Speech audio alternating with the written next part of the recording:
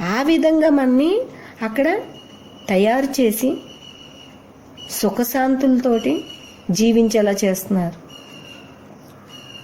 కేవలం నువ్వు నీ స్వరూపంగా నువ్వు ఉంటే చాలు.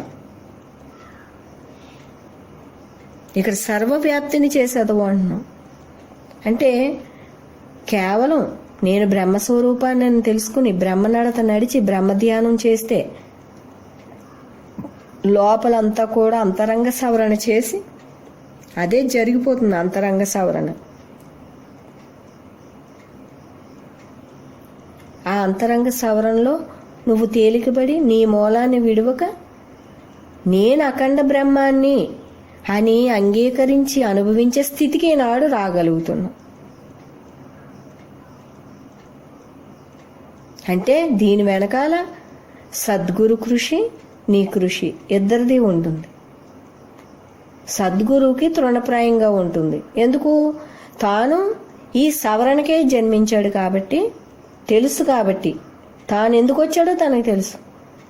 నీవు తెలుసుకుంటే నా జన్మ సవరణకు వచ్చానని నీకు తృణప్రాయంగా ఉంటుంది.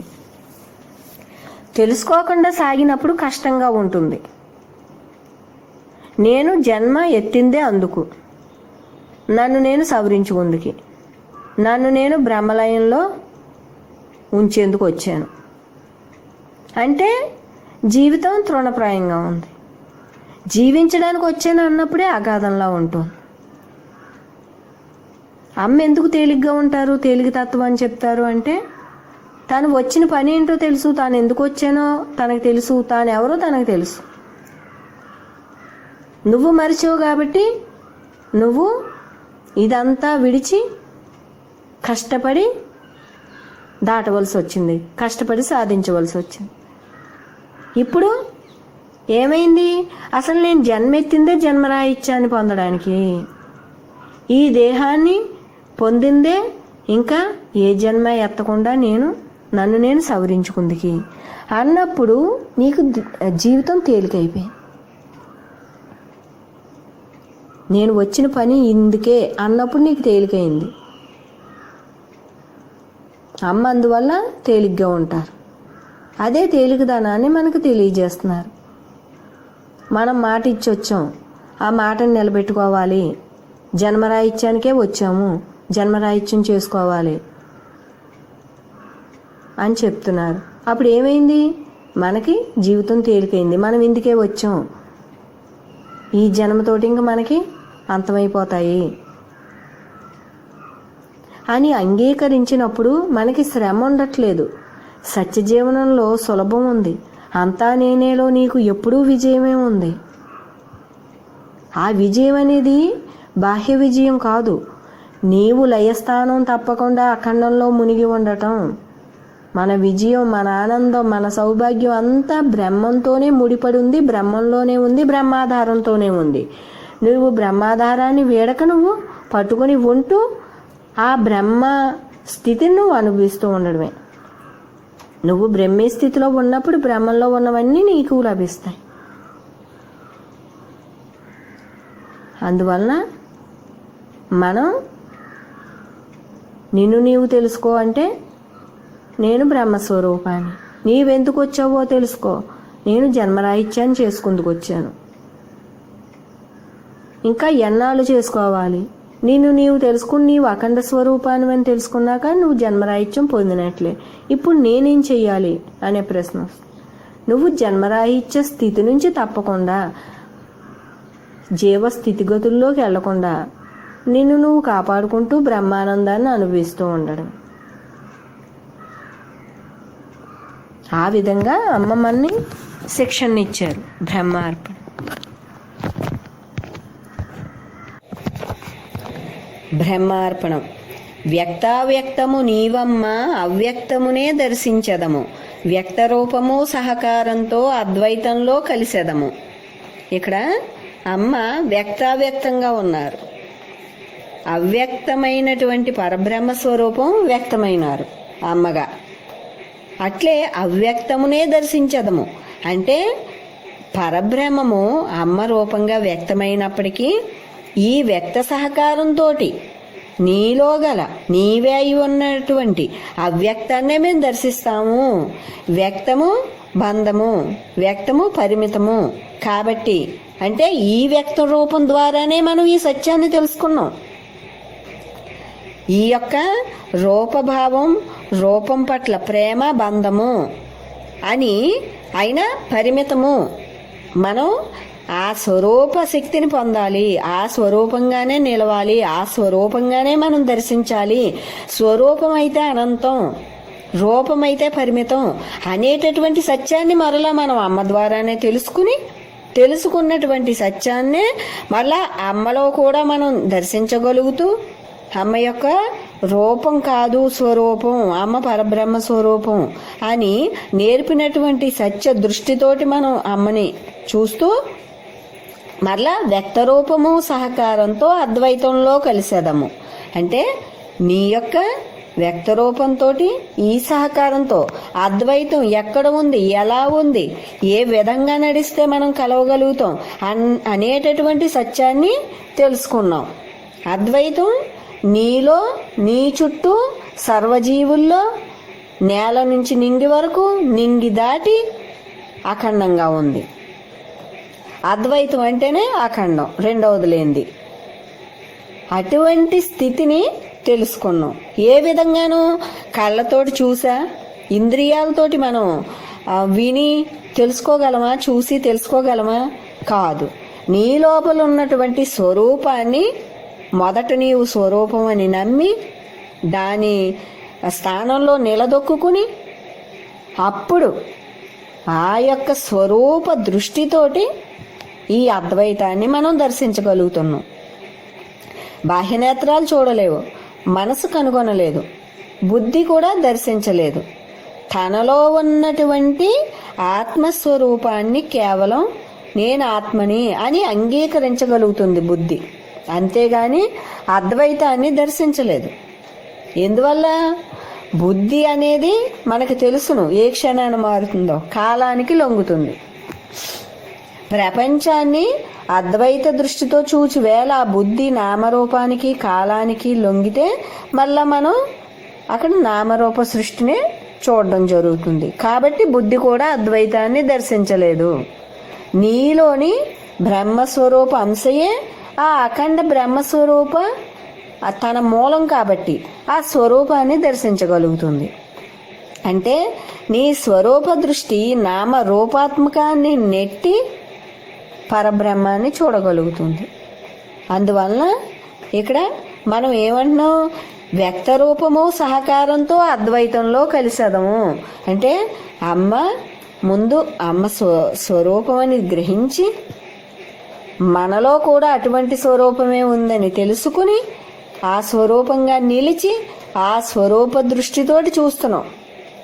అంటే నీవు నామరూపాత్మకంలో కొట్టుకుపోకుండా, కాలంలో కొట్టుకుపోకుండా, సృష్టిలోకి జన్మ తీసుకోకుండా, సృష్టి వైపు బాట వేసుకోకుండా ఏం చేశారు అక్కడ అమ్మ? నీ లోపల ఉన్నటువంటి ఖాళీ స్వరూపంగా నీవు నిలువు, మిగతాదంతా అక్కడ అదే జరుగుతుంది. నీవు బ్రహ్మస్వరూపంగా నిలువు. నీ ఇంద్రియ మనోబుద్ధుల తత్వాన్ని నువ్వు నడుచుకోకు, సరిపోతుంది. నీకు ఆ అద్వైతంగా అనంతంగా ఉన్నటువంటిది నీకు తెలియబడుతూ ఉంటుంది. నువ్వు గ్రహిస్తూ ఉండు, ఆనందిస్తూ ఉండు. అదే కదా మనం చేసేది అని మన్ని నిలబెట్టి వదిలిపెట్టారు. నువ్వు ఎంతైనా నీ దృష్టి పెట్టి నువ్వు అద్వైతాన్ని దర్శించు. నామ రూపాత్మకాన్ని ఎంతగా నువ్వు పక్కకి నెట్టుకుంటావో నెట్టుకో. సృష్టి దీన్ని అనుభవించు, దీన్ని అనుభవించు అని చెప్పి నీకు అందిస్తూ ఉంటుంది. సృష్టి అకర్త, తాను బ్రహ్మస్వరూపం, నేను ఖాళీని. ఇక్కడ ఈ జీవుల ఉపాధులు పెట్టబడ్డాయి. ఈ పలు విధాల జీవుల యొక్క ఉపాధులే అక్కడ సృష్టిగా ఉంది. మీ ఉపాధికి ఇవన్నీ ఇవ్వబడ్డాయి, ఈ ప్రకృతి అన్నీని అని అక్కడ సృష్టి అంతా కూడా తాను అకర్తగానే ఉంది. నేను ఖాళీని, ఈ ఖాళీలో ఈ పరబ్రహ్మ స్వరూపం ఈ జీవుల మనుగడకి ఇవన్నీ ఈ ప్రకృతి సంపదలు ఇవ్వబడ్డాయి అని అకర్తగానే ఉంది. ఈ జీవులను అనుభవించబెట్టడానికి మాత్రమే తప్ప తాను అనుభవించదు. అంటే పంచభూతాలు అన్నీ కూడా అక్కడ అకర్తగా బ్రహ్మంగా ఉంటూ కేవలం జీవులకి ఇవ్వడానికి మాత్రమే, జీవులను అక్కడ భ్రమింపజేసి వారు చేసుకున్న తత్వాన్ని, ఆ ద్వంద్వాలను వారికి అనుభవించబెట్టడం తప్ప వాళ్ళు అకర్తలే.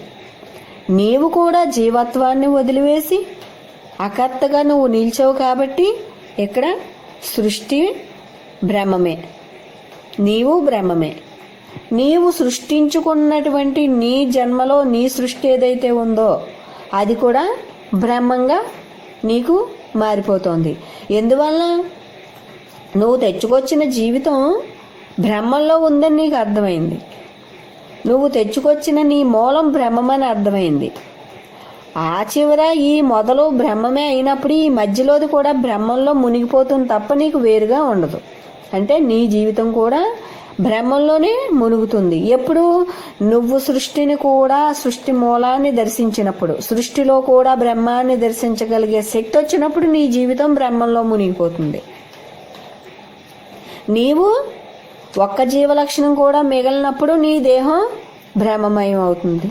అక్కడ రూపం స్వరూపం వేరు కాదు అనే స్థితి అనుభవంగా నీకు కలుగుతుంది. నీవు నీ పాత్రలో ఏం చేసినా నీవు బ్రహ్మత్వాన్ని అనుభవించిందే లెక్క. నీవు ప్రతీది రుజువు చేసుకుంటూ బ్రహ్మానుభూతిని పొందుతూ నువ్వు లెక్కింపబడుతున్నావు బ్రహ్మస్వరూపానికి. అక్కడ బ్రహ్మంగా ఉన్నాడు, బ్రహ్మంగా నడుస్తుంది అనేటటువంటిది నువ్వు లెక్కింపబడుతున్నావు. దేని ద్వారా? నీ బ్రహ్మానుభూతి ద్వారా నువ్వు లెక్కింపబడుతున్నావు. మిగిలిందంతా అది కాలంలో నువ్వు ఏదో తేలిగ్గా నువ్వు రోజును గడుపుకుంటున్నావు తప్ప నీ ఆంతర్యంలో నువ్వు అంతరంగిక లెక్కలకి నువ్వు రుజువు చేసుకుంటున్నావు. దేనిని? ప్రతి క్షణం బ్రహ్మాన్ని అనుభవిస్తూ.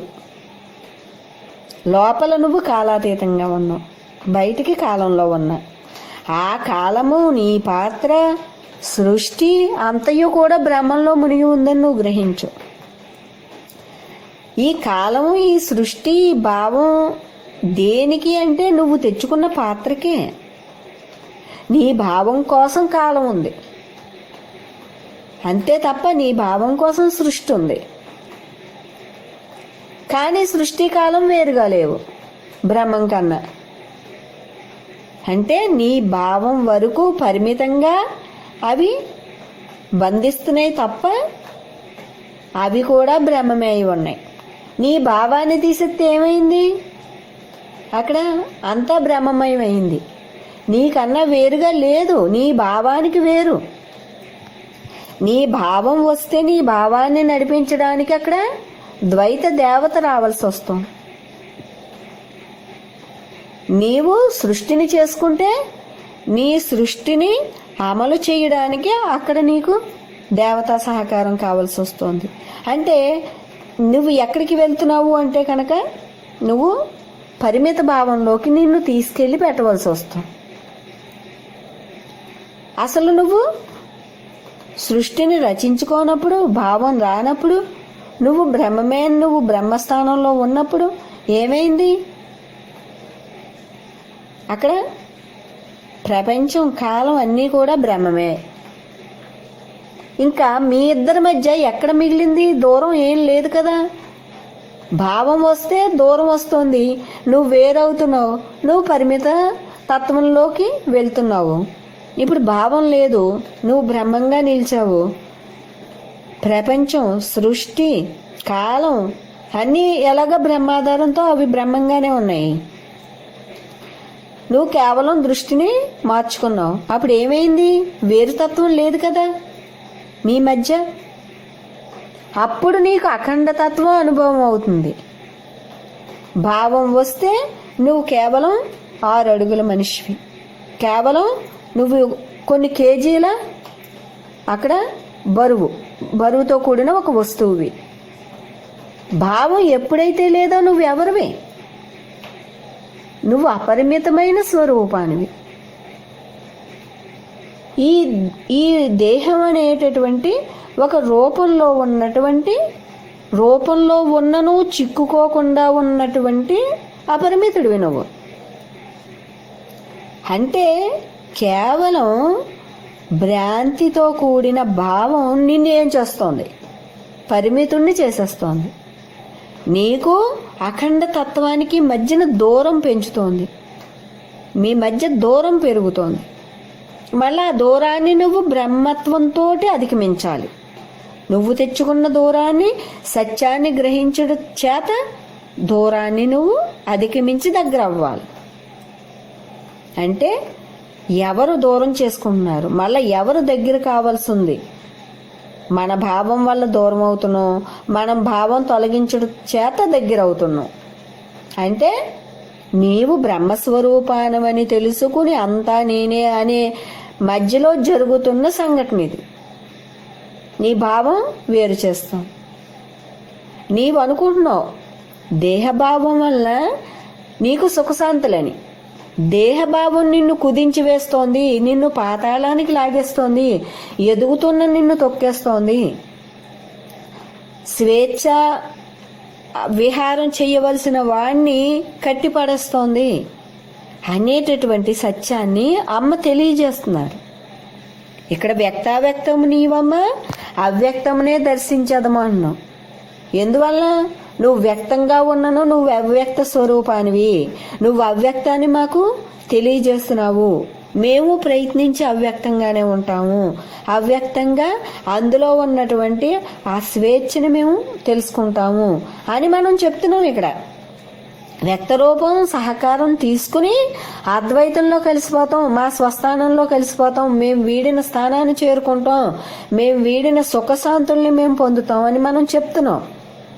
అంటే మనం ఇక్కడ పడుతున్న ఇది నిజమనుకుంటున్న ఈ సుఖం నిజం కాదు.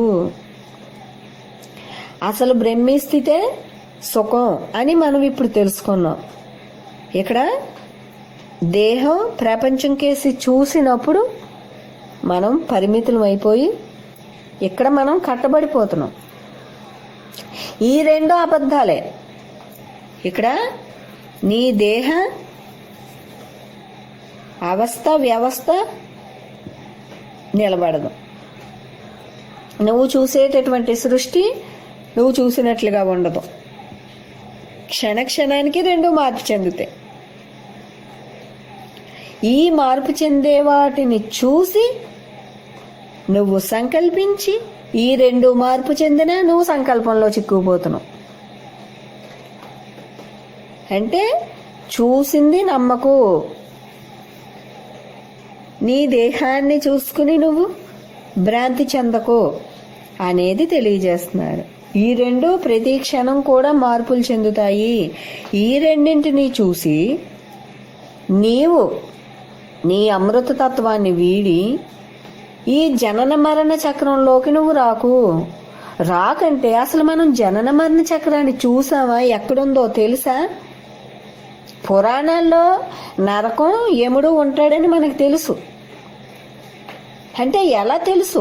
పురాణాల ఆధారంగా మనసు తెలుసుకుని పాపభీతితోటి మసులుకుంటూ ఉంది.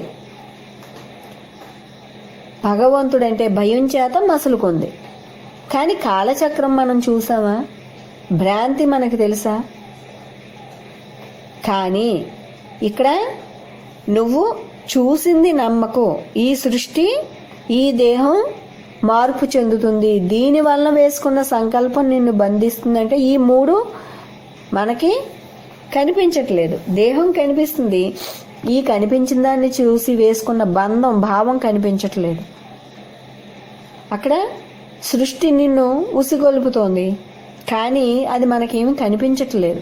దాని తత్వం, దాని నైజం మనకేం కనిపించట్లేదు. ఇటువంటి మార్పు చెందే వాటికై నువ్వు వేరవ్వకు అని చెప్తున్నారు అమ్మ. నువ్వు అద్వైత బ్రహ్మానివి, నువ్వు బ్రహ్మస్వరూపానివి అని ఎప్పుడైతే తెలుసుకున్నావో నువ్వు అద్వైతుడివే. నువ్వు ఆత్మస్వరూపానివి అని ఎప్పుడైతే నీకు అనుభవం కలిగిందో నువ్వు అనంతుడివే. అది ఎవరు నీకు మరలా చెప్పక్కర్లేదు. నువ్వు అద్వైత బ్రహ్మమే కాదన్నావు నాన్న. కానీ నువ్వు ఆ స్థితిని అనుభవించక నువ్వు భావాన్ని వేసుకుంటే దేనివల్ల భావం నీలో కలిగి నువ్వు ముద్రించుకున్నావో ఆ కలిగించినటువంటివి అక్కడ ఉండట్లేదు. ఈ దేహ పటిష్టము మిగలట్లేదు రోజు రోజుకి. అవతల ప్రేరేపించిన సృష్టి కూడా నువ్వు చూసినట్లు ఉండట్లేదు. మరి దీనికా అని నువ్వు తెలుసుకోవాలి. ఇది కాలచక్రంలో చిక్కుకుంటోంది, కానీ నీకు తెలుస్తోందా? కనబడుతుందా కాలచక్రం? నువ్వు సత్యంలో నిలవాలి తప్ప నీకు ఇవన్నీ కనిపించట్లేదు. అంటే నీ చుట్టూ కాల ప్రవాహం ఉంది, నీ కంటికి కనిపించదు. కనిపించేది నిజం అనుకుంటున్నావు, ఉన్నదాన్ని నువ్వు చూడట్లేదు అని నువ్వు తెలుసుకోవాలి. నేను భావానికి చిక్కుకుంటే కాలచక్రం, బ్రహ్మంగా ఉంటే స్వేచ్ఛగా జన్మరాహిత్యంగా ఉంటాను అనే సత్యం తెలిసింది. కానీ చిక్కుకోంది నీకు కనిపించట్లేదు కంటికి. నువ్వు అనుభవంగా తెలుసుకోవాలి. అంటే ఎంతటి బ్రహ్మీ స్థితి ఉండాలి? ఈ భావం వల్ల నేను చిక్కుకుంటాను అని నువ్వు తెలుసుకోవాలి. అంతే తప్ప నీకు కాలచక్రం కంటికి కనిపించదు. నువ్వు జన్మకి రాసుకున్న రాత నీకు కనిపించదు. నువ్వు సత్యాన్ని తెలుసుకుని ఉండాలి. ఈ భావం వస్తోంది, ఈ భావాన్ని నేను చెరుపుకోకపోతే ఇది రాత రాయబడిపోతోంది నాకు అని నువ్వు తెలుసుకోవాలి. భావం ఎప్పుడు వస్తుంది? సత్యస్థితి నుంచి నువ్వు చెల్లిస్తే అక్కడ నమోదవుతోంది భావం. నేను దేనికోసం చెల్లిస్తున్నాను, నా స్థితిని వీడి నువ్వు తెలుసుకో. ఈ అశాశ్వతానిక నేను చెల్లిస్తున్నాను, నేను చెల్లించి ఇక్కడ అడుగుపెట్టి అక్కడ చిక్కుకున్నాను. నేను నిలిచిన సత్య ప్రదేశం స్వేచ్ఛ, అఖండత్వం, మోక్షస్థానం. నీ స్వరూప స్థానమే మోక్షస్థానం. అందుకే మోక్షం పొందేది కాదు, ఉండే ఉన్నదని శాస్త్రం చెప్పింది. అంటే నీవు ఆత్మస్వరూపునిగా నిలిచితే మోక్షం. అందుకే నిలిచిన వాడు ఇంకా మోక్షానికే భగవంతుణ్ణి వేడుకోడు. మోక్ష స్థితి నుంచి తప్పుకోకుండా కాపాడుకుంటూ ఉంటాడు. అంటే ఎప్పటికప్పుడు అక్కడ పని అక్కడ మనకు ఉంటూనే ఉంటుంది. మనకి ఇంకా సాధన లేదనుకుందికి లేదు. నువ్వు ఏ స్థాయికి వచ్చావో ఆ స్థాయికి తగ్గ సాధన ఉంటుంది అక్కడ. నీవు నీ స్వరూపంగా నిలవక మునుపు దానికై సాధన, నిలిచిన తర్వాత అనంతుణ్ణి అనుభవం కోసం సాధన. అనంతతత్వం నీకు అనుభవం అయితే ఆ అనుభవం నుంచి జారకుండా పరిమితంలోకి సాధన. ఆ సాధనలో నువ్వు మరణించటమే నువ్వు తప్ప, ఈ దేహాన్ని వదలటమే తప్ప ఇంకా వేరే నేను ముగించేశాను అనేది లేదు. నీ చివరి శ్వాసే ముగింపు అయినప్పుడు నువ్వు బతుకున్నంతకాలం సాధనే కదా. కానీ నేను సాధన చేస్తున్నాను అనుకోకుండా చేస్తూ బ్రతుకు. ఏ క్షణాన్ని నువ్వు శ్వాస వదిలేసినా నువ్వు అద్వైతుడివే. అంటే నువ్వు సాధించుకుని కూర్చున్నావు. అద్వైత స్థితిని నువ్వు సాధించేసి కూర్చున్నావు. పాత్రలో చూస్తే ఎప్పుడు ఈ పాత్ర, ఈ జీవితం కూడా నీకు ఎలా ఉంటుంది? సాధన చెయ్యవలసిందిగానే ఉంటుంది ఈ పాత్రలోకి చూసినప్పుడు. కానీ నిజానికి నువ్వు సాధన లేని సాధించేసిన సాధ్య వస్తువువి పాత్రలోకి చూస్తే. కావున ఎప్పుడు బ్రహ్మాధారంతో పాత్ర చేసినప్పుడు ఇది వేరుగా ఉండదు, ఇది పరిమితంగా ఉండదు, ఇది బంధించదు, ఇది నీ స్వేచ్ఛను హరించదు. నీ అద్వైతంలో కలిపేసుకో. భ్రాంతిని నీ ప్రకాశతత్వంతో చీకటిని తరిమే. నీ పరిమిత భావాల్ని నీ అపరిమిత తత్వంతో తరిమే. నీ దేహాన్ని స్వరూప లక్షణాలతో నడిపించటం ద్వారా అక్కడ జీవలక్షణాలని తరిమే. సృష్టి మూలాన్ని చూచుట ద్వారా సృష్టి యొక్క బందీ నుంచి నువ్వు స్వేచ్ఛావంతుడు అయిపోవు. అంటే నీవు నిలిచి ఆ సత్యాన్ని నువ్వు పట్టుకొని నడుస్తూ, అంటే సత్యమే నీవై నడుస్తూ ఉంటే అంతా నీకు దారిస్తుంది.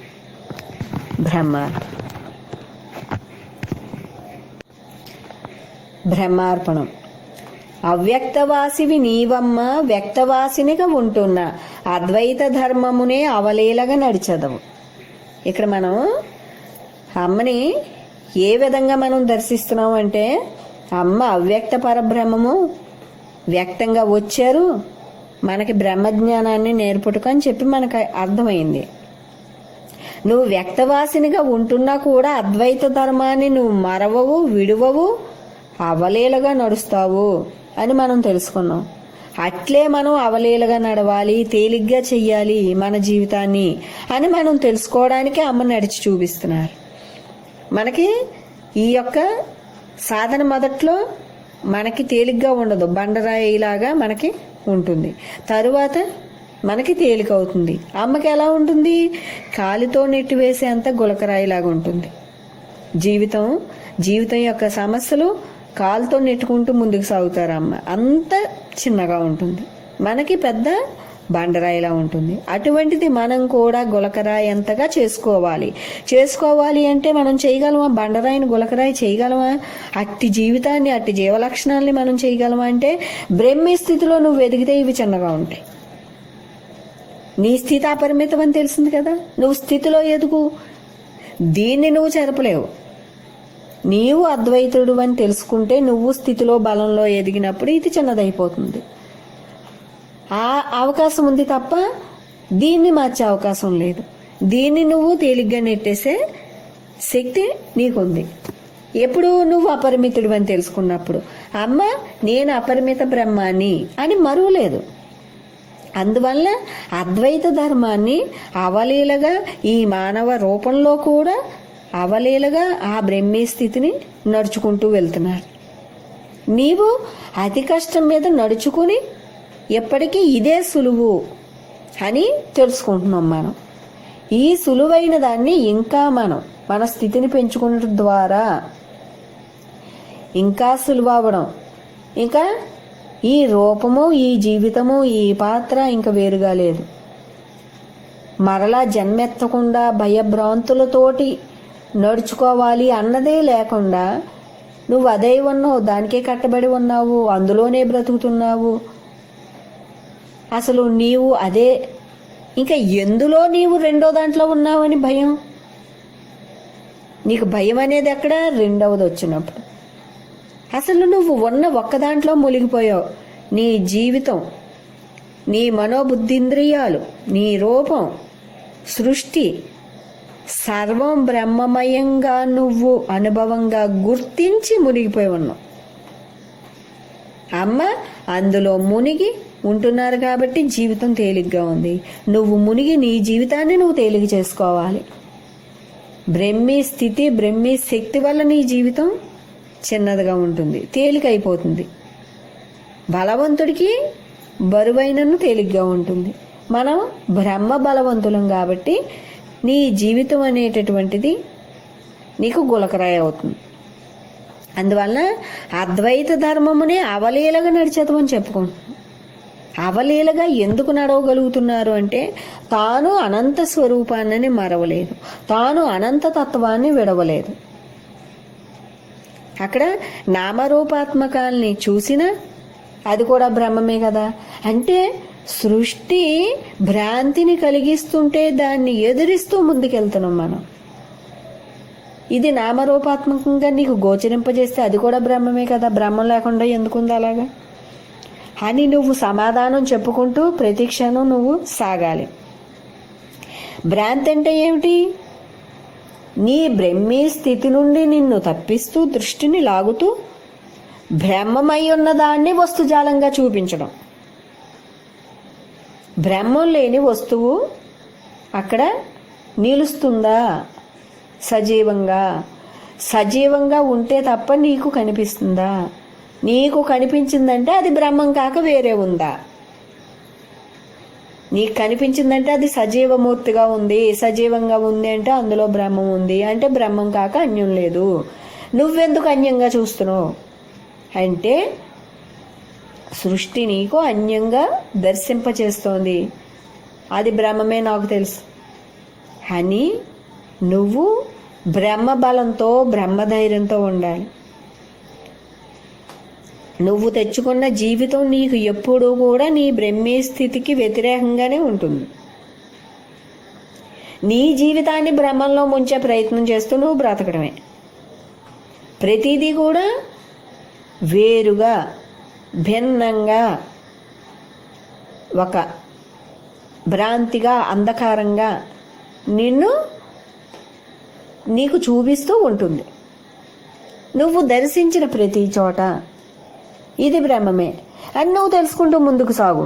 భిన్నత్వంగా దర్శించిన చోట నీ బ్రహ్మత్వం అక్కడ చిక్కుకుంటూ నీ బలం తగ్గిపోతుంది. అంటే అద్వైతంగా దర్శించడం అంటే నీకు ఎక్కడ భ్రాంతి కలిగిందో అక్కడ నువ్వు భ్రాంతిని నెట్టివేయి. అద్వైతమే ఉంది, నువ్వు అద్వైతాన్ని నువ్వు తేనవసరం లేదు.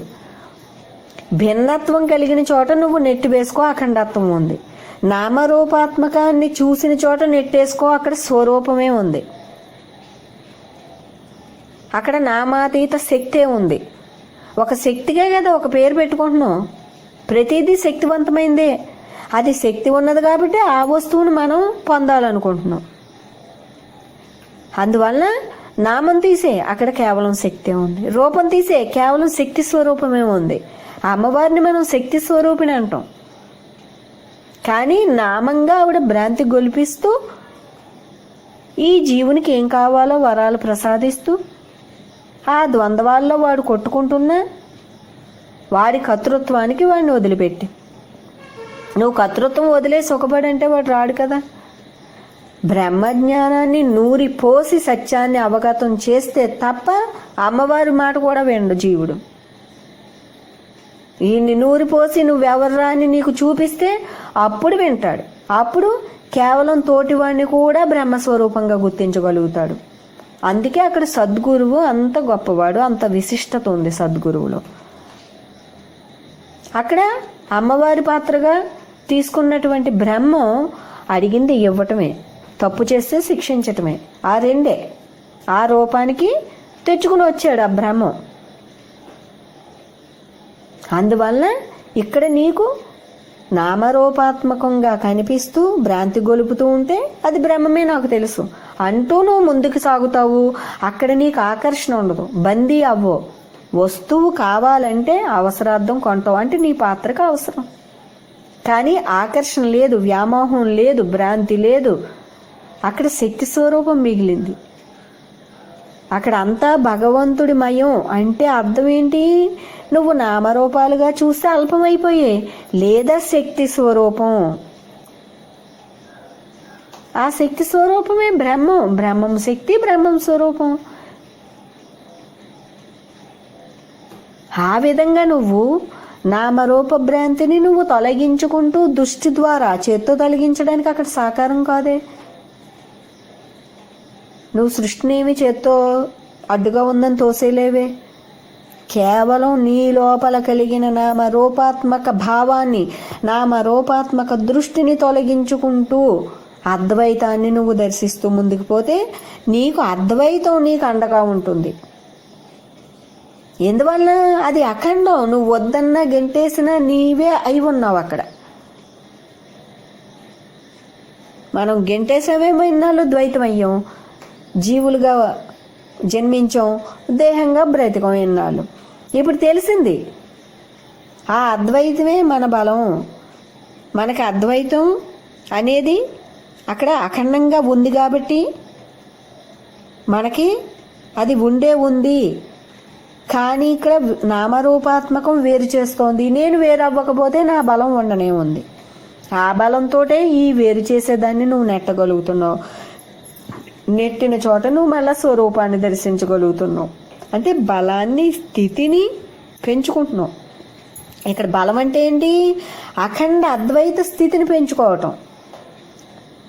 శరీరక స్థితిని బలం అంటాం. ఇక్కడ ఈ బ్రహ్మి స్థితి అంటాం మనం. ఇక్కడ బ్రహ్మ బలాన్ని బ్రహ్మి స్థితి అంటాం. శారీరక స్థితిగతుల్ని బలం అంటాం. అంటే నువ్వు బ్రహ్మీ స్థితిని అద్వైతంగా పెంచుకుంటూ పోతున్నావు. అంటే అక్కడ ఉన్నదాన్ని చీకటి అలుముకున్నప్పుడు నువ్వు నీ బ్రహ్మకాంతి వేసుకుని నువ్వు ముందుకెళ్తున్నావు. నామ రూపాత్మకంగా బ్రహ్మింప చేసినప్పుడు ఇది బ్రహ్మస్వరూపం అని గెంటుకుంటూ వెళ్తున్నావు.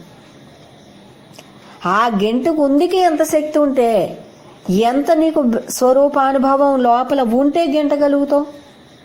వ్యామోహానికి గురవ్వకూడదు అంటే, భిన్నత్వపు వ్యామోహానికి గురవ్వకూడదంటే నీ లోపల బ్రహ్మీ స్థితి ఎంతో ధ్యాన స్థితి ఉంటే ఆ ధ్యాన స్థితి నిన్ను పట్టుకుని భ్రమలోకి వెళ్లకుండా ఆపుతుంది. నీ స్థితిని పెంచుకుని నువ్వు నన్ను రక్షించు, భ్రమలోకి వెళ్లకుండా అని ఉంచుకున్నట్లుగా ఉంది నీ లోపల. నీ స్థితే నీకు పట్టుకుందుకు నీ రక్షణ కవచమైంది. నీ స్థితే నిన్ను కాపలా కాస్తాం. ఉన్నది ఒక్కటే, నువ్వు విడిపోతే అక్కడ విడిపోవలసి వస్తుంది. ఇక్కడ భావంలోకి వస్తే అక్కడ సృష్టి నామరూపాత్మకం అవుతుంది. నువ్వు ఇక్కడ బ్రహ్మంగా ఉంటే అక్కడ మూలమే ఉంటుంది. అంతా అక్కడ భగవంతుడి లీలంటాం, భగవంతుడి మాయ అంటాం. ఇదే అక్కడ మాయ అంటే ఏంటి? మాయ అనేది చెడ్డది కాదు. అక్కడ బ్రహ్మము జీవులకి భిన్నత్వంగా కనిపించుటే అక్కడ మాయ. జీవులకి దర్శనం ఇస్తాడా భగవంతుడు? తన బ్రహ్మస్వరూపాలకి తానేంటో బ్రహ్మ జ్ఞానం, బ్రహ్మ విద్య ద్వారా తెలియజేస్తున్నాడు. తనని తెలియజేసి ఏం చేశాడు నిన్నంటే, నీవు నేను ఒకటే, అది నువ్వు తెలుసుకో, నాకు తెలుసు, నువ్వు నేనని తెలుసు, నువ్వు తెలుసుకో నీవే నేనని అని బ్రహ్మ విద్య ద్వారా బోధించి నీవే నేను అని మనకి ఎప్పుడైతే అనుభవం అయిందో అఖండత్వంలో కలిపి అఖండుడిగా ఉండు అని చెప్పి వదిలిపెడుతున్నాడు. ఈ జీవితం నిన్నేమీ చేయదు. జీవితం వదిలేక నీవు నేను పూర్తి సంపూర్ణ ఐక్యంతో ఉంటాము. జీవితం తెచ్చుకున్నావు కాబట్టి ఆ జీవితంలోనూ బ్రహ్మమే ఉందని నువ్వు తేలిగ్గా చేసుకో అని భగవంతుడు తన విద్య ద్వారా మనకి దగ్గరై మనకి బోధించి మనని తనలో ఐక్యం చేసుకుంటున్నాడు. అక్కడ బ్రహ్మం కళ్ళకు కనిపించదు. బ్రహ్మ విద్యలో మనకి లోపల అంతరంగంలో తెలియబడుతున్నాడు. అక్కడ మాయ అంటే ఏమిటి? బ్రహ్మము జీవులకి భిన్నత్వంగా గోచరింపజేయడం, తన అఖండత్వాన్ని తాను దాచుకున్నాడు. సృష్టి లోపల ఉన్న మూల స్థానాన్ని, ఆ సృష్టి లోపల ఉన్న మూల స్థానం ఏదైతే ఉందో ఆ తత్వాన్ని తానే దాచుకున్నాడు, భిన్నంగా గోచరిస్తున్నాడు. ఎందువల్ల? భిన్న దృష్టి వాళ్ళకి భిన్నంగా గోచరిస్తాడు. యోగులకి అఖండత్వాన్ని దర్శింపజేస్తున్నాడు. అంటే మాయ అనేది భగవంతుని యొక్క భిన్నత్వంగా గొలిపించేటటువంటి ఒక ఆ సృష్టిని పరిపాలించే పరిపాలనా దక్షత, అంతకు మించి ఏం కాదు. మనం ఆయన పరిపాలనని ఆయనగా చూస్తున్నాం. బ్రహ్మ పరిపాలనగా సృష్టి చక్రాన్ని మనం చూసినప్పుడు మనం ఏం చేయట్లేదు. నాలో ఉన్న అఖండ అద్వైత బ్రహ్మమే ఈ సృష్టిగా కనిపిస్తోంది, ఈ సృష్టిని నడిపిస్తోంది. నేను నా పాత్ర కూడా అందులోనే ఉన్నాను. అంటే నాలోనే నేను ఉన్నాను. నన్ను గూర్చే నేను వింటున్నాను, నన్ను గూర్చే నేను మాట్లాడుతున్నాను, నన్ను నేనే దర్శిస్తున్నాను, నాలో నేనే నివసిస్తున్నాను, నాతో నేనే ఉంటున్నాను, నాతో నేను విడిపోవట్లేదు. విడిపోవటకు నాకన్నా అన్యం లేదు. భిన్నంగా చూసింది నేనే, భిన్నత్వంలో ఉన్నది నేనే. అంటే నీకు బ్రహ్మం కానిది ఎక్కడైనా ఉందా? అందువల్ల ఇక్కడ మనం ఏమంటున్నావు అమ్మని? నువ్వు వ్యక్తవాసినికి ఉంటున్నా అవ్యక్తవాసి అయ్యి అద్వైత ధర్మాన్ని అవలీలగా నువ్వు నడుస్తున్నావు అంటున్నావు. ఈ అవలీలగా ఎందుకు నడవగలుగుతున్నారంటే మనం ఇప్పుడు అన్ని చెప్పుకున్నవి అక్కడ అమ్మకి జన్మించినా మరువలేదు కాబట్టి, దేహాన్ని ధరించినా మరువలేదు కాబట్టి అవలీలగా నడుస్తున్నారు. నీవు ఇప్పుడు తెలుసుకుని అంతే అవలీలగా నువ్వు నడుచుకో. నువ్వు జీవితాన్ని బ్రహ్మత్వాన్ని అనుభవించడానికి వచ్చిందంటే నీకు ప్రతీదీ అవలీలగానే ఉంటుంది. నువ్వు జీవితాన్ని జీవితంగా అనుభవిస్తానంటే ప్రతీదీ అక్కడ బరువుగా అడ్డుగానే ఉంటుంది. అంటే నీ చేతుల్లో ఉంది నీ తేలికదనం అని అమ్మ తెలియజేస్తున్నారు. బ్రహ్మాత్మ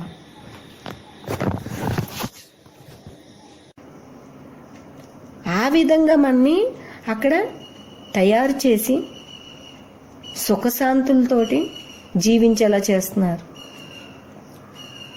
కేవలం నువ్వు నీ స్వరూపంగా నువ్వు ఉంటే చాలు.